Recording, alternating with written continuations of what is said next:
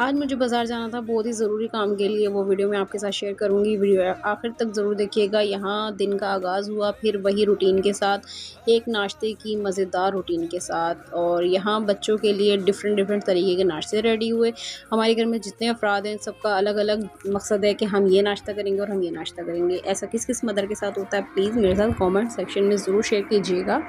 मुझे सपोर्ट करने वाले लोगों का दिल से थैंक यू, जज़ाकल्लाह, शुक्रिया। अल्लाह आपको जज़ाए खैर दे। जो लोग भी बिना किसी मकसद के, बिना किसी लालच के किसी को सपोर्ट करते हैं, तो उनकी तो अल्लाह ही मतलब हेल्प कर सकता है। कि ज़ाहिर है कि एक औरत है सामने आके वर्क करने वाली होती है, तो उसको तो ऑब्वियसली लोग सपोर्ट करते ही हैं। और जो बैक कैमरे से वर्क करना चाहती है हाउसवाइफ़, उनको सपोर्ट करने वाले लोग बहुत ही अच्छे दिल के साबित होते हैं। यहाँ पर घर के जो काम हैं वो ख़त्म होने का नाम ही नहीं लेते। सबसे पहले की नाश्ते की तैयारी, नाश्ता किया, उसके बाद घर के सारे काम कंप्लीट किए, और फिर बच्चों की फ़रमाइश थी पॉपकॉर्न, क्योंकि मेरी छोटी बेटी ने बाहर पॉपकॉर्न वाले की आवाज़ सुन ली।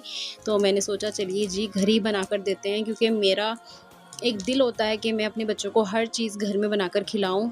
होममेड इज़ द बेस्ट, ये हर मदर जानती होगी।